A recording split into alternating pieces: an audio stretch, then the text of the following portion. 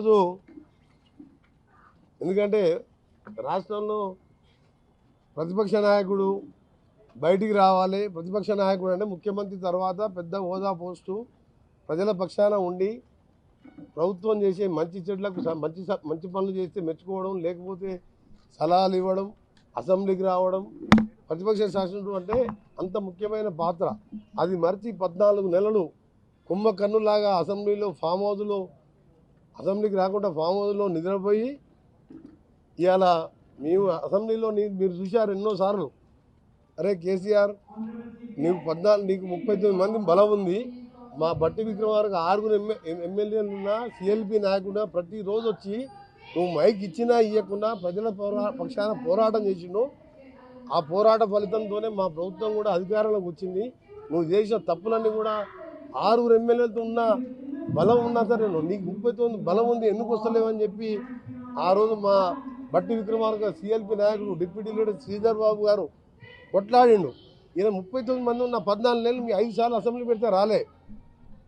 నేను ఛాలెంజ్ చేసిన హరీష్ రావు, కేటీఆర్ మారే మీరు బచ్చగాని మీరెందుకు మాట్లాడుతున్నావు, మీ మీ మీ మావని మీ నాయనని రమ్మని చెప్పు, ఛాలెంజ్ చేద్దాం.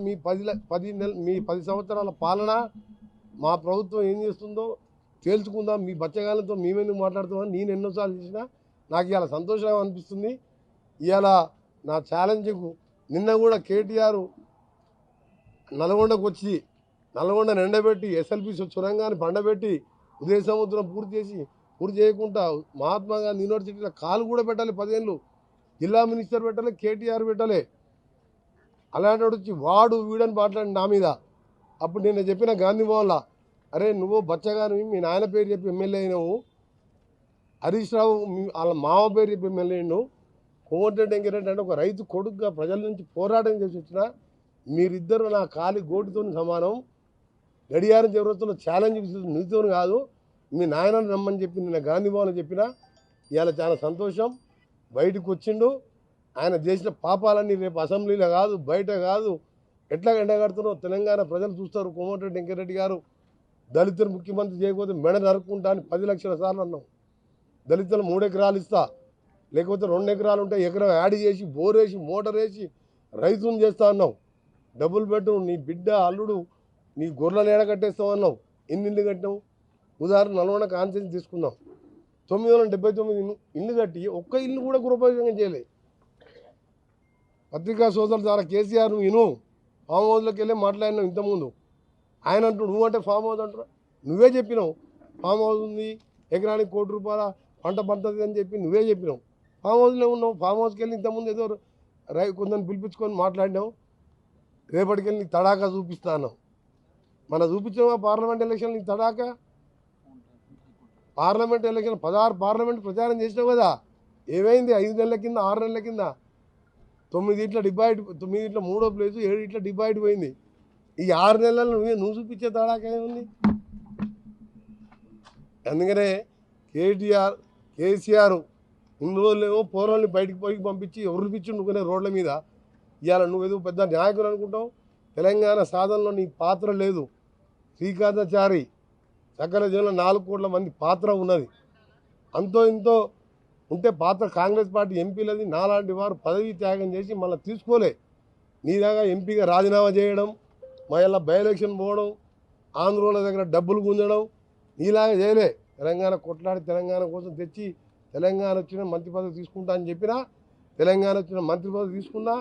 నువ్వు 80% పూర్తి చేసిన సొరంగాన్ని ఇలా అమెరికాకు పోయి సామాన్ తీసుకొచ్చి వారం 10 రోజులు ఫిట్టింగ్ చేస్తున్నావు. మార్చి నెలాఖరు చేసి 2 నెలల్లో సొరంగాన్ని పూర్తి చేస్తున్నావు. భువనగిరి ఎమ్మెల్యే గారు రండి. దాంతోపాటు రావణవెల్లని అప్పుడే సీఎం గారిని తీసుకొచ్చినావు, నీళ్లు పోపించినావు. ఈరోజు బస్వాపూరు గంధమల్ల రిజర్వాయర్తో 390 కోట్లు మా భువనగిరి ఎమ్మెల్యే గారు ముఖ్యమంత్రి గారికి ఉత్తమ్ కుమార్ రెడ్డి గారికి చెప్పి ఇక నిధులు శాంక్షన్ చేసి అవి పూర్తి చేసుకుంటున్నావు. ఇవన్నీ నువ్వు 10 ఏళ్ళు మర్చిపోయినావు కాబట్టి 11 స్థానాలలో డిపాయిడ్ పోయేంత పని అయింది నీకు. ప్రతి ఎమ్మెల్యే 60, 70, 50 వేలతో గెలిచినాం. ఎంపీలు అయితే దక్షిణ భారతదేశంలో Nalgonda MP highest, Bhuvanagiri MP కూడా 3-4 లక్షల మెజార్టీ. 14 నెలలకు బయటకు వచ్చి ఏమన్నాడు ఆయన మాటలు. ఆయన ఇంతకుముందు ఆయన అంట గంభీరంగా చూస్తున్నా నేను కొడితే మామూలుగా ఉండదంట. మిస్టర్ కేసీఆర్ దొంగ దీక్షలు చేసిన అలవాటు నీకు. నీ మాటలతో 10 ఏళ్ళు రాజ్యాన్ని వెళ్ళి ఇంట్లోకి వెళ్ళి బయటకు వెళ్ళకుండా దెబ్బ కొడితే మామూలుగా ఉండదంట, లేవరంట. నువ్వు 41 కిలోలు ఉన్నావు, నువ్వు కొడితేనే లేవరంటే మరి నేను 82 కిలోల పైన ఉన్నా, నేను కొడితే నీ పార్టీ లేస్తుందా? ఉంటుందా అసలు? నీ ఫామ్ హౌస్ ఉంటుందా? నీ ఫామ్ హౌస్ కూడా కూలిపోతుంది. నువ్వు ఎన్ని మాటలు ఉద్దెబ్బ కొడితే లేవరు ఇవన్నీ కాదు. రేపు అసెంబ్లీకి రా, 5వ తారీఖు 7వ తారీఖు రేపు డిసైడ్ చేస్తున్నావు. అసెంబ్లీలో పెడదాం. దళిత ముఖ్యమంత్రి ఇవ్వకుండా బెడదనుకుంటున్నది ఎవడు? ఇవాళ 2 లక్షల రుణమాఫీ చేసి చూపించింది ఎవరు? సొరంగానికి అమెరికా నుంచి ఇవాళ 100 కోట్లు అడ్వాన్స్ ఇచ్చి మొదలుపెట్టింది ఎవరు? కొండపోచమ్మ బస్వాపు పైన కింద బస్వాపూర్ నింపావు, కొండపోచమ్మ నిండుతుంది. మల్లడ సాగర్ నింపుతావు, కింద ఆలేరుకు నీళ్ళు ఇవ్వవు. అంటే నల్గొండ నీళ్ళు మనుషులు కాదా? అందుకనే చాలా సంతోషంగా ఉన్నది. ఎందుకంటే ఈ పిల్లలతో మాట్లాడి పిల్లలు ఏదో వదిలిపెట్టేసాం పిల్లల్ని. ఇవాళ ఆయన దెబ్బ కొడతాడంట, మేము లేవంట. అలాంటి పేపర్లో చూసినాం, అన్ని పేపర్లో చూసినాం. 5 జడ్జిల ఫోన్ ట్యాపింగ్ అయినా. అసలు ప్రభాకర్ రావు, శ్రవణ్ కుమార్ అమెరికా నుంచే వస్తలేరు. 2 సార్లు ఒకసారి కేటీఆర్ను ఒకసారి హరీష్ రావుని పంపించి మీరు రాకురి, మీరు వస్తే మేమందరం జైల్లోకి పోతామని చెప్పి కేసీఆర్ హరీష్ రావుని పంపించి ఏ ఫ్లైట్లో పోయిండో ఆ రోజు నేను ఒక్కనే ఫ్లైట్ నెంబర్ బోర్డింగ్ కార్డుతో సహా ప్రూవ్ చేసిన. ప్రభాకర్ రావు పోయి నేను రావద్దన్నాడు, అక్కడనే ఉండమని చెప్పిండు. దాని మీద కోర్టులో కేసు నడుస్తుంది, ఈడీ కేసులు నడుస్తున్నాయి. ఇవన్నీ కొడుకు మీద నడుస్తున్నాయి, బిడ్డ మీద నడుస్తున్నాయి. కేసుల గురించి కోర్టు న్యాయస్థానం కాబట్టి మేము ఎక్కువ మాట్లాడడం. కానీ నువ్వు వచ్చినావు కదా, ఏ జిల్లాకు పోదామా? గజ్వేల్ కానించి పోదాం. గజ్వేల్కి పోదామన్నా రాడే, సిరిసిల్లాకు పోదామన్నా రాడే, సిద్దిపేటకు రాడే. ఎన్ని ఇళ్ళు కట్టినావు నువ్వు నల్గొండకు రా.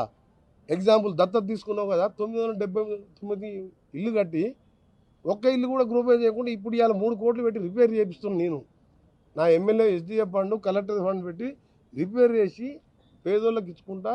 మళ్ళీ కాన్సెన్స్కి 3500 ఇల్లు ఇస్తున్నాం. 10 ఏళ్ళు రేషన్ కార్డు కొట్టియలేను. ఇవాళ రైతు భరోసా 20% పెంచి 12,000 వేసినాం. ఇవాళ రైతులకు 50 లక్షల కుటుంబాలకు నెలకు 200 యూనిట్లు ఫ్రీ అంటే నెలకు 1000 రూపాయలన్నా సంవత్సరానికి 12,000 ఫ్రీగా చేస్తున్నాం. నువ్వు 7 లక్షల కోట్లు అప్పు చేసి 6,000 కోట్లు మితి కట్టాలి, 7,000 కోట్ల ఒరిజినల్ కట్టుకుంటా 18,000 కోట్ల రూపాయలు జీతాలు ఇవ్వాలి. పెన్షన్స్ జీతాలు కలిసి 18,000 కోట్లు మొత్తం కలిసి అంత ఖర్చు, రాష్ట్ర ఆదాయం కానీ ఇంట్రెస్ట్లు కానీ. అయినా సరే పైసా జమ చేసి ఈరోజు ప్రభుత్వం ముందుకు పోతున్నది. మీ అందరికీ తెలుసు. ఒక్క రేషన్ కార్డు పేరు తెలంగాణ ముద్ర మీద తెలంగాణ లేదు. అసలు తెలంగాణ తల్లి విగ్రహం లేదు.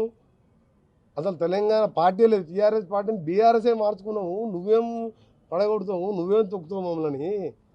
పార్టీని నువ్వే మార్చుకొని టీఆర్ఎస్ బీఆర్ఎస్ అని నీ పార్టీని నువ్వే మొదలుపెట్టుకున్నావు.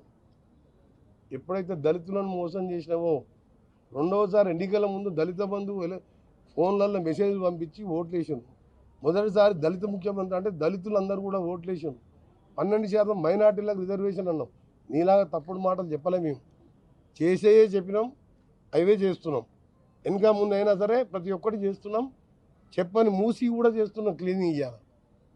అందుకని నువ్వు ఏదో బయటకు వచ్చి మాట్లాడితే ఓడు భయపడుతాడు లేడు. ఇక్కడ నేను దీనిలాగా దొంగ మాటలు చెప్పి దళితులు చేస్తా అని చెప్పి నువ్వు అధికారం రాలే.